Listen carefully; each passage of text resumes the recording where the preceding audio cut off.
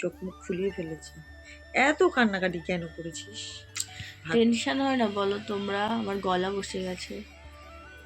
তো good morning সবাইকে, কাকিমা লাইফস্টাইলে আরও একবার সবাইকে স্বাগত। আর আমি এখন ওই রিপোর্ট করতে যাচ্ছি, ইন্ডোস্কপি হবে আজকে আমার। একটুখানি তো ভয় ভয় পাচ্ছি, তো চলো বেরিয়ে যাই। তো একটুখানি মুড অফ, কারণ দেখতেই পেয়েছো তোমরা, তোমাদের প্রিয়াঙ্কা দিদিভাই কেমনভাবে কাঁদছিল। ওর জন্য, ওর শুধু না, ছেলে মেয়ে সবার কথা ভেবেই। ব্যাপারটা কি হয়েছে বলো তো, আমার আগের সব রিপোর্ট দেখার পর ডক্টর বললো যে আমাকে ইন্ডোস্কপি করতে হবে। ও ডাক্তারের মনে হয়েছে যে আমার পেটে হয়তো ঘা জাতীয় কিছু আছে। তো এটা শোনার পর যে কোনো মানুষই ঘা জাতীয়, মানে তোমরা বুঝতেই পারছো কিসের কথা ডক্টর বলেছে। আমি প্রথম দিকে শুনে একটুখানি আপসেট হওয়ার পর পরে ভেবেছিলাম আজ নয় কাল মানুষকে চলে যেতেই হবে, কি আছে, হলে আর কি করা যাবে, এরকম ভেবেছিলাম। কিন্তু বাড়ি আসার পর সবার অবস্থা দেখে আমার নিজেরই তখন খারাপ লাগছিল, যে হয়তো আমার নিজেরই খারাপ লাগছিল এটা ভেবে যে হয়তো আমি ছেলে মেয়ের কাছে বেশি দিন থাকতে পারবো না, এরকম কিছু। তো পরে যখন তোমাদের দিদিভাইকে খালি এইটুকু বলেছি, নিজে বড় হচ্ছিস, ভাইয়ের দায়িত্ব, ভাইকে একটুখানি গুছিয়ে রাখিস, নিজে একটুখানি গোছানো শেখ। ওই শুনে এত কান্নাকাটি করছে যে আমার নিজেরই পরে এত মন খারাপ লাগছে, আমি নিজেই নার্ভাস হয়ে পড়েছি, কি হবে না হবে, রিপোর্টে কি বেরোবে না বেরোবে, এরকম ভেবে। আর ওখানে যাওয়ার পর দেখো দুজনে বসে রয়েছি, ডক্টর আসবে 9টা 9:30, তো আমরা 9টার আগেই চলে গেছি। আর তোমাদের কাকু আমাকে বারবার বলছিল ভয় পাওয়ার কিছু নেই, ও দেখছিল আমার হাত ঘেমেই যাচ্ছিল, এত ঠান্ডাতেও আমি নার্ভাস হয়ে পড়ছি, বারবার ওর জন্য বলছে। তো আমাদের দেখো ওখানে গিয়ে বিল করা হয়ে গেছে, সব কিছুই হয়ে গেছে। আর অত দূর তো এর জন্য একটুখানি সময় হাতে নিয়ে বেরিয়েছিলাম। ডক্টর আমাদের বলেছিল সময় হাতে নিয়ে বেরোবে, গাড়ি পাবে কি পাবে না। তো আমরা এত রিস্ক না নিয়ে ওখান থেকে ওলা নিয়েই বেরিয়ে গেছিলাম। তো এখন এখানে বসে ওয়েট করছি ডক্টর আসুক, তারপরে দেখা যাক কি হয় না হয়, চলো। তো আমাদের একটা রিপোর্ট হয়ে গেছে, আর একটা লালা জাতীয় কিছু নিয়েছে, ওটা টেস্ট করবে, তাই বললো 1 ঘন্টা 45 মিনিট তোমরা ওয়েট করো, রিপোর্টটা নিয়ে যাবে। তো বাইরে আরও একটা করবে, তাই এখন বাইরে এসে দাঁড়িয়ে রয়েছে। আর ওটা করার পর তো আমার অবস্থা খুব খারাপ হয়ে গেছে, শুধু ভয়ও পেয়েছিলাম, মনে বমি বমি পাচ্ছে, গা গুলাচ্ছে, এরকম একটা ভাব। তো আবার দেখো ডাক্তার দেখাতে নিয়ে এসে একজন দেখো, কালকের দিয়ে তো ভীষণ টেনশানে ছিলাম। তো ডক্টর বলার পর এখন একটু টেনশন মুক্ত হয়েছে, আমাকে বলছে চলো চিড়িয়াখানায় যেতে হবে। হ্যাঁ, আমাকে বন্দি করে রেখে দেবে চিড়িয়াখানায় ঢুকিয়ে। তো 2 ঘন্টা হাতে সময় আছে, ওর জন্য দেখো এখানে চিড়িয়াখানা ঢুকে একটু আর একদম চিড়িয়াখানার পাশেই ছিল ওটা। তো এখানে ওখানে বসবো কেন, তাই ওখানে একটুখানি ঢুকলাম, ছেলে মেয়ের সঙ্গে ফোনে কথা বললাম, মাম্পুকে বললাম তুই একটুখানি, মাম্পু তো আমাকে আগেই জিজ্ঞেস করছে কি হয়েছে তুমি আমাকে বলো। আমি চিন্তা করার কিছু নেই, রিপোর্ট ঠিক আছে। তো আরেকটা টেস্ট করতে নিয়ে গেছে, ওটা দেওয়ার পরই রিপোর্ট দেবে। তো আমার রিপোর্ট দিতে 2 ঘন্টা পর, তার জন্য সামনেই চিড়িয়াখানা, ভাল লাগছিল না ওখানে বসে। এই যে শুনবে না, চলো ভেতরে চলো, ভেতরে চলো, মন ফ্রি করো, কিছু হবে না। ডক্টর দুটো ওকে বলেছে একটা লালা, ওটা টেস্ট করতে দিয়েছে, ওটা টেস্ট করলেই 2 ঘন্টা পর রিপোর্টটা দেবে, তারপর তুমি বাড়ি যাবে। নাহলে ঢোকার কোনো ইচ্ছেই ছিল না, ছেলে মেয়েকে নিয়ে আসিনি একারা, আর আমরা বড়রা চিড়িয়াখানা ঘুরতে আসবো। কিন্তু এই হসপিটাল আর এই চিড়িয়াখানা, তো 2-2.5 ঘন্টা কোথায় বসে থাকবো, তার থেকে ভালো এখানে বসে সময় কাটিয়ে দেওয়া। ডাক্তার বললো বাইরে একটু কিছু খেয়ে টেয়ে নিই, চলো খেয়ে নিই। তো দেখো বকটা চারিদিকে ঘোরাফেরা করছে, আর বকটা দেখো কি সুন্দর ঘোরাফেরা করছে, দেখে আমি ওইদিকখানি মুড অফ ছিল, এদিক ওদিক ঘুরে বেড়াচ্ছি, তো সেটাই ক্যামেরা করছিল। আর বকটা না পেছন পেছন গেছিলো, ওকে যদি কিছু খাবার দিই তার জন্য। পরে আমি তোমাদের কাকুকে বলছিলাম এই ওর জন্য যদি একটু খাবার নিয়ে আসতাম গো, তো পেছন পেছন ঘুরছে খালি আমার। তোমাদের কাকু বললে এখানে খাবার দিতে দেয় না, বাইরের জিনিস না দিলেও, বক তো কী খাবে আমি নিজেও জানি না, এ তো মনে হয় মাছ ফাছ ভীষণ ভালো খায়। চিড়িয়াখানা ঘুরছি বন্ধুরা, কি করব আর, একটু ঘুরে নিই, 2 ঘন্টা পর যেহেতু যেতে হবে, ওই জন্য একটু ঘুরে নিচ্ছি।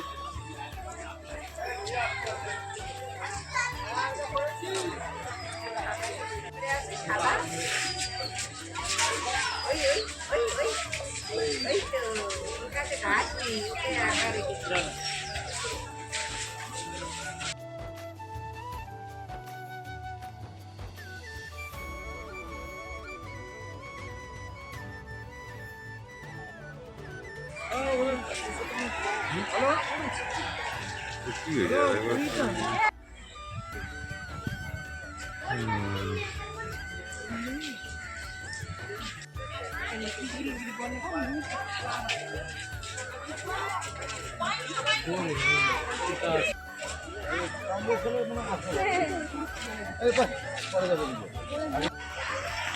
কাল থেকে টেনশন করে করে এখন একটু ভাল লাগছে জিনিস। হ্যাঁ, কাল থেকে টেনশন করে করে এখন একটু ভাল লাগছে, তাই তো? নো টেনশন, मैं हूँ ना, बोलो। मैं हूँ ना। তো চিড়িয়াখানা দেখার মতো কিছুই ছিল না, শুধু এই সিংহ আর বাঘ ছাড়া, কারণ সেইভাবে কিছুই নেই আগের মতো। পাখিগুলোও ভালো লাগছে, কিন্তু অল্প কিছু জিনিস, জানো তো, এতটা জায়গা জুড়ে চিড়িয়াখানা, কিন্তু সেরকম একটা খুব একটা জিনিস মানে পশু পাখি খুব একটা বেশি নেই। তো এই দুটো সিংহ আর সিংহী ছিল, সেগুলোকেই দেখছিলাম। ওরা ভীষণ ভালো ঘোরাঘুরি করছিল, মানে সারাক্ষণ নাকি ভেতরে ঢুকেছিল। তো আমরা নিজেদেরকে অনেক লাকি মনে করলাম যে ওরা আমাদেরকে দেখে বেরিয়েছে। আর গর্জন করছিল, সেটা নিতে পারিনি, কারণ হচ্ছে এত চিৎকার। চলো আমরা চিড়িয়াখানায় কি সুন্দর ঘুরছি বলো। চলো আবার। তো এই দেখো রয়্যাল বেঙ্গল টাইগার, আমার তো ইনাকে দেখেই মন ভরে গেছে, খুবই ভালো লাগছিল। তো আমি বলি মানুষের জন্যই হয়তো দেখে ভালো লাগে বলেই কেউ মালা পরাতে যায়, কেউ চটকাতে যায়, তারপরে উনি খাবে কি না খাবে সেটা পরে ডিসাইড করে উনি। এটাই ভাবছিলাম, দেখে খুবই ভালো লাগছিল। আর দেখো নিজের মতো করে নিজে ঘুরে বেড়াচ্ছে, ওর রাজ্যত্ব এখানে, কারোর কথা চলবে না। সবাই চিৎকার করছে একদিকে আর ও যাচ্ছে আর একদিকে, কেউ বলছে ভালো এদিকে আসো, এ হ্যান ত্যান, যে যেমনি পারে মামা, কেউ মাসি, যে যেরকম পারে ডেকে যাচ্ছে। তো যাই হোক, ভালো লাগছিল এটা দেখে। আর দেখো এখানে হচ্ছে জলহস্তি, এতক্ষণ বেরোচ্ছিল না, বললাম না আমি নিজেকে অনেক লাকি মনে করেছি যে ওরা বেরিয়েছে।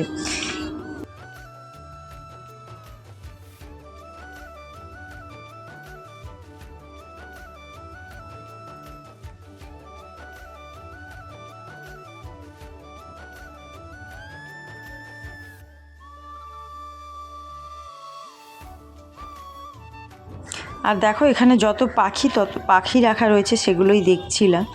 আর হচ্ছে উট পাখিগুলোকে, মানে ওই কয়েকটা পাখি আছে, ভীষণ ভালো লেগেছে দেখতে।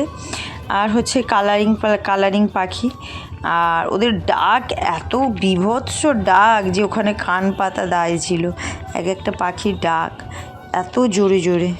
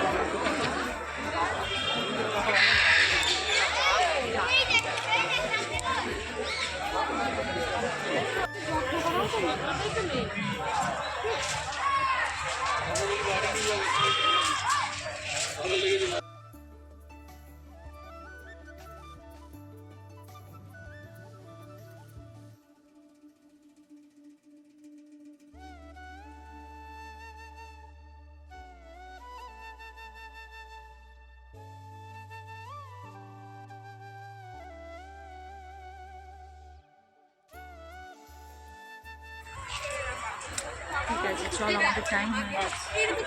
চলো যাবো চিড়িয়াখানা থেকে বেরিয়ে বাড়ির দিকে। হসপিটাল, তারপরে বাড়ি।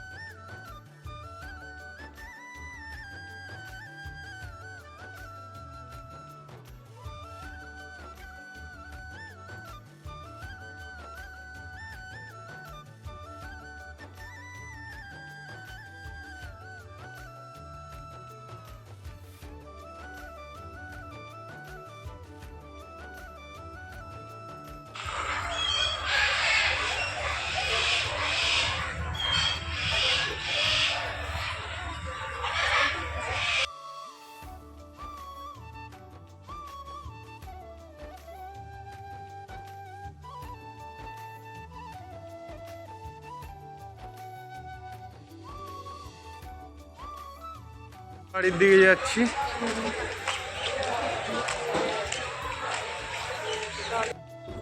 আর দেখো আমরা বাড়ি চলে আসছি, তো দুজনেই উঠে পড়েছি, বাড়ির দিকে রওনা দিচ্ছি। এবার রিপোর্টও দিয়ে দিয়েছে ডক্টর, তো চলো বাড়ি গিয়ে তোমাদের সঙ্গে একদম কথা হবে।